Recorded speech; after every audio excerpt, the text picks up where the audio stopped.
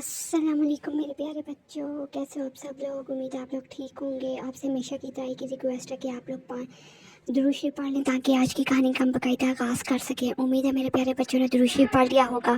آپ سے ایک اور ریکویسٹ بھی ہے کہ آپ لوگ 5 وقت کی نماز قرآن پاک کی تلاوت بما ترجمہ کیا کریں اور درود شریف کو اپنے زندگی کا معمول بنا لیں۔ اسی میں انسان کی فلاح و نجات اور کامیابی ہے، اور یہی رب کی خوشنودی حاصل کرنے کا ایک خوبصورت ذریعہ ہے۔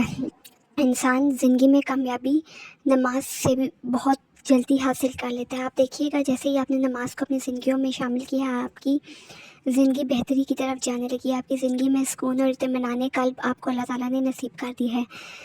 انسان کی بھلائی اور فلاح و بہبود دین اسلام سے جڑا ہوا ہے۔ چلیے بڑھتے ہیں کہانی کی طرف۔ کہانی کی شروعات میں ہم دیکھتے ہیں ایک گیتا نامی بوڑھی خاتون ہوتی ہے جس کے 2 بیٹے اور ایک بہو ہوتی ہے۔ گیتا سارا دن کھانا پکانا کرتی رہتی ہے اور اپنے بچوں کا پیٹ پالتی ہے۔ بچے تو جوان ہو چکے ہوتے ہیں۔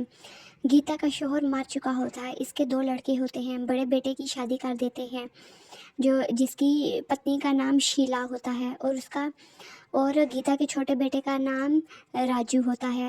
راجو اور گیتا بہت محنت کرتے ہیں، جبکہ اس کا بڑا بیٹا اور بہو دونوں نکار اور نکھٹو ہوتے ہیں۔ بڑا بیٹا سارا دن چرپائی پر لیٹا رہتا ہے اور کوئی کام کاج نہیں کرتا، جبکہ چھوٹا بیٹا کام کو جاتا ہے۔ سارا گھر کا خرچہ اسی نے اٹھایا ہوتا ہے۔ سارا دن وہ کام کرتا ہے، محنت مزدوری دہاڑی لگاتا ہے اور کام کرتا ہے۔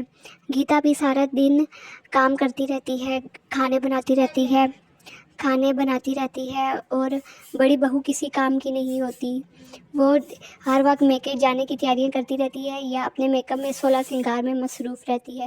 جیسے کہ آپ لوگ دیکھ رہے ہیں کہ ابھی بھی چرپائی پہ بیٹھی ہوئی ہے اور مزے کے ساتھ پتی کے ساتھ باتیں کر رہی ہے۔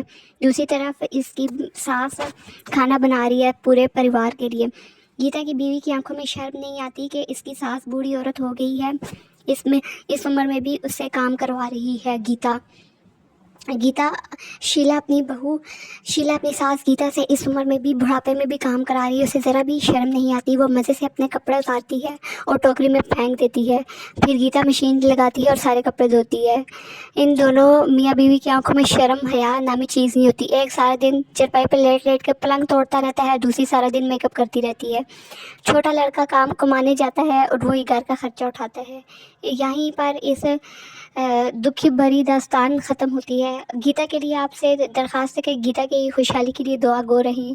ملتے ہیں آپ سے نیکسٹ ویڈیو میں۔ اپنا ڈھیر سارا خیال کریں اور میرے چینل کا بھی تھوڑا سا خیال کریں۔